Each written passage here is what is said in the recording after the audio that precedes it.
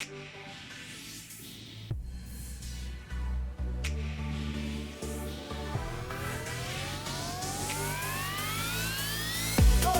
bonjour YouTube, bienvenue à toi. Nous sommes en direct sur Twitch avec nos petits amis pour faire un nouvel épisode de la Védothèque. Ça se voit qu'il y a déjà eu du dialogue, on s'est déjà dit bonjour, mais peut-être qu'à un moment ils vous diront bonjour s'ils ont envie.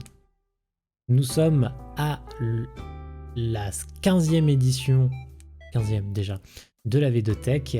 Et si jamais vous ne savez pas ce que c'est la Védothèque, vous avez le droit. La Védothèque, c'est Védo, moi. Ça, c'est moi, c'est la partie Védo. Et la partie tech, c'est la partie bibliothèque qui est cachée là derrière. Et pas que, il y a aussi de la vidéothèque qui là par contre est cachée devant moi, donc vous la voyez pas. Que ce soit autant sur le plan série que les films, animé, drama bien évidemment. Du moment où on parle de production d'origine asiatique ou en tout cas proche de manga. On a parlé de manga français, mais c'était un manga. Donc, on se focus là-dessus. Tout d'abord, cette idée d'émission m'est venue d'une envie de partager ma passion et mon expérience dans le manga, dans l'animé, parce que j'ai eu la chance de bosser dedans pendant un moment, dans une petite librairie spécialisée qui était à Strasbourg, qui est toujours à Strasbourg, qui est très cool.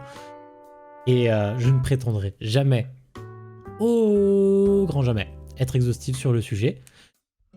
Mais je fais de mon mieux. Je parle de choses que je connais, qui sont un peu moins populaires de temps en temps. En tout cas, c'est le but de l'émission, de vous présenter des choses qui sont un peu moins populaires. Et vous d'étendre un peu votre connaissance dans le monde du manga. Ça se peut que vous connaissiez si vous êtes bien penché dedans, mais sinon vous pouvez découvrir des choses. Sachez qu'à n'importe quel moment, sur la chaîne YouTube, qui est disponible là en bas si vous êtes sur Twitch, et vous êtes dessus si vous êtes sur YouTube, il y a tous les replays. Tous les replays depuis la première émission de toutes les Védothèques. 15 émissions différentes aujourd'hui, des aftertech différentes, qu'avec des sujets différents à chaque fois, ce qui est plutôt cool. C'est de l'instant discussion, maintenant c'est de l'instant discussion qu'on travaille bien, ce qui est plutôt cool aussi. Et sans prendre plus de temps, nous allons pouvoir commencer notre nouvel épisode de cette Védothèque. Prenez place, nous allons parler de un livre. Premier épisode où nous n'avons pas un manga, messieurs, dames. Nous allons parler d'un livre, un très très beau livre, qui s'appelle « Dans un recoin de ce monde ». C'est sûrement le livre qui est le plus corné de ma collection, parce que c'est un des rares qui a eu le droit à des relectures. Il a eu le droit à des relectures, il a voyagé un peu partout en France avec moi parce que je l'ai beaucoup aimé, et il a eu le droit d'être mordu par des chats aussi. Bon, ça c'est une autre histoire, mais pour une fois nous allons parler d'un livre. Et là vous allez vous dire, ça va changer toute la conception de l'émission, et en fait non, parce que le livre est un contenu dérivé. À la base c'est un manga, mais comme j'ai pas lu le manga, on va juste survoler la chose, mais l'histoire est la même. Dans un recoin de ce monde, ça a commencé en 2011 en manga par un manga qui est en 2 tomes, une série terminée, donc depuis une éternité. C'était très court, mais ça devait être beau. C'est-à-dire que les chats l'aiment bien. Oui, les chats l'ont bien aimé, effectivement, le manga aussi. Il est arrivé en 2013 chez nous, ce manga, par Kana. Comme c'est une grande édition, c'est les éditions Made In. Et donc, c'est d'abord arrivé en manga chez nous. Le livre que j'ai sous la main, c'est une adaptation de ce manga-là. Et vous vous en souvenez, souvent ça commence par des livres, et là ça a commencé par un manga. Le livre est venu après, même au Japon. Tout ça, c'est venu en 2016, tout le reste. Mais ça, on va en parler un peu plus tard. On va faire les choses dans l'ordre. Je vous montre de nouveau la première de couverture. C'est marrant, il y a Atom qui vous a fait un sermon parce que Bose n'était pas là. Bose est arrivé et il vous a directement sermonné. Je vais vous montrer la couverture de nouveau. Voilà, parce qu'elle est très belle. Elle est très belle, très sobre. Et elle parle déjà un peu de notre histoire et elle permet un début d'immersion. Début d'immersion comment? Parce qu'on va lire le synopsis, pas le prologue, le synopsis. Rêveuse et douée pour le dessin, Suzu grandit dans un village près d'Hiroshima. Vous connaissez déjà le problème. En 1944, vous voyez le deuxième problème, alors que le Japon est en guerre, elle se marie avec un jeune homme qu'elle ne connaît pas et s'installe dans sa famille à Kure, le plus grand port militaire du Japon. C'est une ville toujours très connue aujourd'hui. Une nouvelle vie commence alors pour celle qui doit s'occuper du quotidien de sa nouvelle famille en s'adaptant aux privations de la guerre. Malgré un ordinaire de plus en plus difficile, Suzu avance sans jamais baisser les bras en cultivant sa joie de vivre. Donc vous avez compris les premiers problèmes. Nous sommes près d'Hiroshima en 1944. Si vous avez des bases en cours d'histoire, vous savez ce qui va arriver. Vous savez ce qui va arriver et ça va arriver. Donc comme le dit le synopsis, nous allons suivre l'histoire de Suzu. Suzu est une jeune femme qui a eu 18 ans et qui a une très grande passion pour le dessin. Comme Atom, par exemple. Elle a une très grande passion pour le dessin et elle aime dessiner ce qu'elle voit. Elle doit rencontrer... Tu ne sais pas ce qui se passe à ce moment-là. Eh bien, nous sommes en période de Seconde Guerre mondiale et l'histoire se passe un peu avant et pendant la période du bombardement nucléaire d'Hiroshima. Voilà. Comme ça, tout le monde est au clair. Comme ça, tout le monde est au clair. Vraiment, s'il y en avait un d'entre vous dans le tas qui n'avait pas la notion d'histoire, maintenant vous l'avez. On est en plein dedans. Et on sait que les Japonais sont très fiers. Donc forcément, c'est des sujets difficiles à parler. Donc on va suivre Suzu, qui a 18 ans, et qui va se marier avec quelqu'un qu'elle ne connaît pas. On est dans les années 40. Un mariage par intérêt, c'est plutôt courant. On est en période de guerre en plus, c'est vraiment pas le moment... peut-être le moment le plus opportun. Mais voilà, un homme qui s'appelle Shusaku va demander à ses parents leur fille en mariage et elle va devoir accepter. C'est pas elle accepte, c'est elle doit accepter. Ses parents ont dit oui. Et donc, comme le veut la tradition au Japon, qui est encore valable aujourd'hui, enfin qui était valable surtout en Chine, eh bien la fille va vivre chez le mari. Et donc ce mari, lui, travaille pour l'armée. On est en période de guerre. Il est dans la conception aéronavale, donc il s'occupe des bateaux. Et c'est un ingénieur. Lui encore, ça va, il n'est pas sur le champ de guerre à proprement dit, mais il est sur les bateaux, quoi. Donc il n'est pas forcément à l'abri. Et donc elle quitte son petit village près d'Hiroshima pour aller un peu plus du côté de Kure, là où travaille du coup Shusaku. Et donc elle laisse sa famille là-bas. Et elle doit, du jour au lendemain, vivre et s'occuper de personnes qu'elle ne connaît pas, mais qui sont son mari, ses beaux-parents. Il y a une nièce aussi dans le tas, et donc du coup une belle-sœur en plus de ça. Vivre dans un tout nouveau village, rencontrer des nouvelles personnes, et donc faire son travail de femme, qui en plus de ça, comme on est en période de guerre, il y a du travail commun à faire dans la ville, etc. Donc ça, c'est l'histoire que nous allons suivre. Et donc on va suivre notre petite Suzu tout au long de cette histoire on va chasser sa vie dans le moment présent, c'est-à-dire en cette période de guerre, avec le rationnement, avec le danger qui pèse par les États-Unis d'Amérique et sa passion pour le dessin aussi en plus de ça, parce que Suzu, quand elle a le temps, elle s'arrête et elle dessine. Ce qui lui vaudra même de se faire interroger par l'armée, qui l'a soupçonné d'être une espionne, vu qu'elle faisait des dessins des bateaux. Vous imaginez comment c'est cocasse. Vous allez suivre cette histoire qui est très belle, mais là je parle que de Suzu à chaque fois depuis le début, pardon, il y a un coup dans le micro, je parle que de Suzu depuis le début, mais il y a tout l'environnement qui va avec. On va découvrir sa belle famille, s'y attacher, les détester, forcément vous doutez bien que c'est pas facile. On va découvrir le secret aussi concernant son mari. Vous vous dites bien que lui, il doit savoir quelque chose s'il a demandé spécialement Suzu en mariage. Donc on va suivre cette intrigue et derrière on va suivre Suzu qui reste très très positif dans cette période de guerre, bien que ce soit très difficile. Et donc du coup, qui va pouvoir mener malgré la période de guerre, va vivre un peu un quotidien hors du commun, bien qu'être en période de guerre soit hors du commun. Et voilà, c'est un manga très... Enfin, c'est un manga, oui, parce que là on parle du manga et on parle du livre. C'est une histoire très agréable à lire. Vraiment, je me suis plongé dedans. Ça faisait longtemps et que j'avais pas lu un livre. Il n'était pas un manga.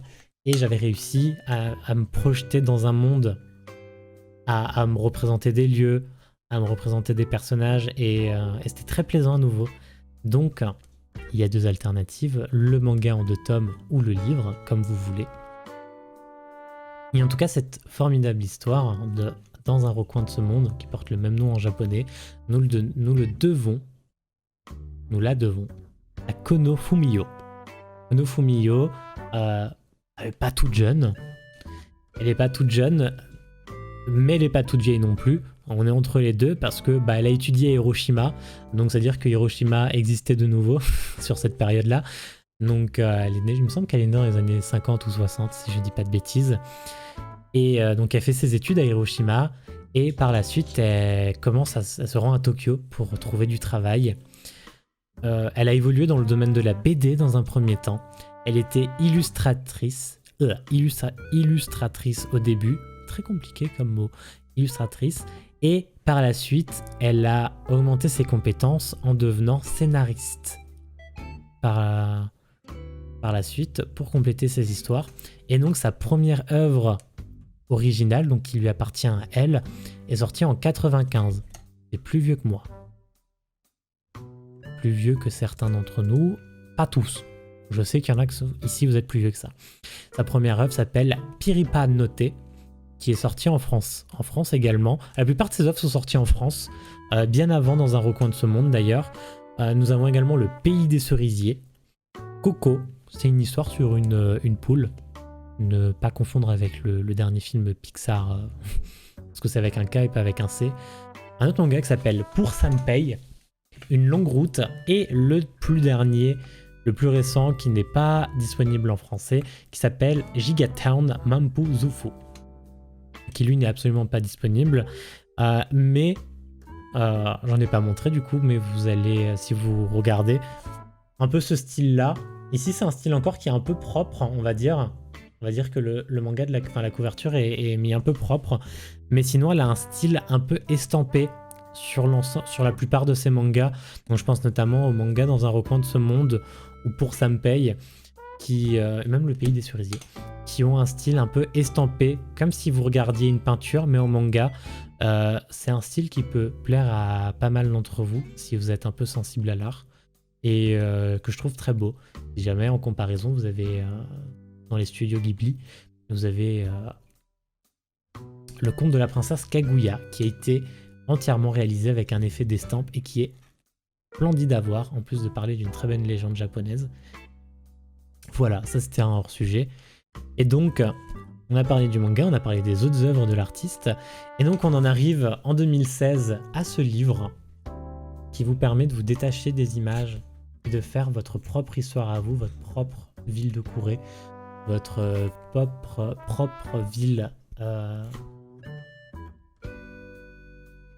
près de Hiroshima. J'ai plus le nom de la ville, c'est dommage.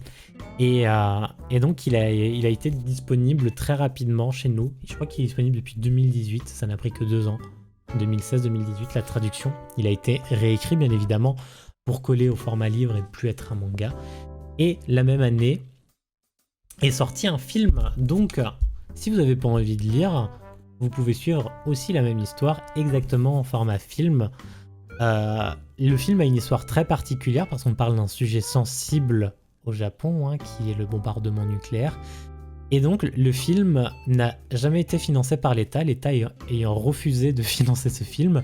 Donc du coup c'est un film qui a été financé en crowdfunding par des Japonais et autres, ainsi des investissements extérieurs. Et même sa sortie en salle au Japon ne s'est pas tenue officiellement. On va dire c'était un peu clandestin à cause de son contenu. Et pourtant il est très bien sorti chez nous pour le coup. Et il est disponible en simulcast Alors, je n'ai pas vérifié où il était disponible en simulcast en France. Sinon, il est aussi disponible en DVD. Il était sorti en salle chez nous au cinéma. En plus d'avoir été présenté au... Il était présenté au Festival de Cannes, au Festival du cinéma, je sais plus. Il a été présenté en tout cas en festival chez nous. Et c'est plutôt atypique pour quelque chose qui a été si underground au Japon. Donc, c'est une petite anecdote dont je trouvais intéressant de vous en parler. Et derrière ça, en 2018, donc là, c'est encore plus récent, ils en ont fait un drama, une adaptation en drama. Vous connaissez les inconvénients du drama. On passe de l'animé où tout est beau, tout est bien imagé, où tout est bien mis à sa place comme on le veut, à on a des vrais acteurs. Il faut reproduire des émotions et reproduire un environnement. Donc, soit ça plaît, soit ça plaît pas. Mais il y a un drama japonais qui existe, qui à mon avis, lui, n'est jamais arrivé en France. Il dure 9 épisodes, ce qui n'est pas très long, 9 épisodes de 46 minutes, c'est plutôt ok. Mais je vais pas étayer mon avis là-dessus parce que j'en sais pas plus. Voilà, j'en sais pas plus par rapport à ça. Mais voilà, c'était dans un recoin de ce monde, un manga et un livre réalisés par une auteure qui adore parler des personnes qui vivent dans l'ombre. C'est-à-dire que c'est dans ses gènes, dans son cœur, dans sa nature, de vouloir mettre en avant des choses de l'ombre et de ne pas mettre en avant ce qui est dans la lumière. Ça aurait été plus facile de faire quelque chose sur l'armée, de mettre ça sur un soldat, ou c'est-à-dire un personnage qui est déjà lumineux et qu'on glorifie. L'ensemble de ses œuvres parle toujours de personnes, on va dire entre guillemets, négligées, de personnes qu'on oublie, de personnes qu'on considère banales. Et ces personnes, entre guillemets, banales, elle les fait sortir de cette banalité et elle en fait des très très très très belles histoires. Et moi j'ai beaucoup aimé. J'ai beaucoup aimé. Et pour l'anecdote, en plus de ça, c'est Kana qui a eu le manga, mais c'est Pika qui a récupéré le roman. Donc ne le cherchez pas à la même édition, parce que c'est pas la même. Voilà. Il était au Festival international du film d'animation d'Annecy. Voilà. Voilà, c'est écrit au dos. C'est écrit au dos, il suffisait de revérifier. Pika Pika. Juste Pika. Pika roman. Pas Pikachu, c'est Pika roman. Pika roman. Et donc, disponible en numérique. Si vous avez même la flemme de vous déplacer, parce que Covid, tout ça, il est aussi disponible en numérique. Voilà. Je vous lis toutes les informations disponibles sur le livre. Voilà. C'était tout pour cette édition de notre V2 Tech. Ça m'a fait plaisir de vous présenter un roman et de ne pas vous présenter un manga. J'étais anxieux de ce moment, de me dire le format va un peu changer, etc. Mais du coup, j'ai découvert que c'était un manga aussi. Je l'ai découvert quand j'ai travaillé dessus, parce que je ne le savais pas. Et donc, finalement, on a repris le même format, mais je vous parle pas de choses que je n'ai pas lues. Donc, je vous parle pas du manga, je peux pas vous dire qu'il est ultra beau et tout ça, ou des beaux paysages. Parce que la seule chose que j'ai vue, c'est la couverture. Donc ça, je vous en parle pas. Mais je peux vous parler de l'histoire, parce que l'histoire, elle, je l'ai lue.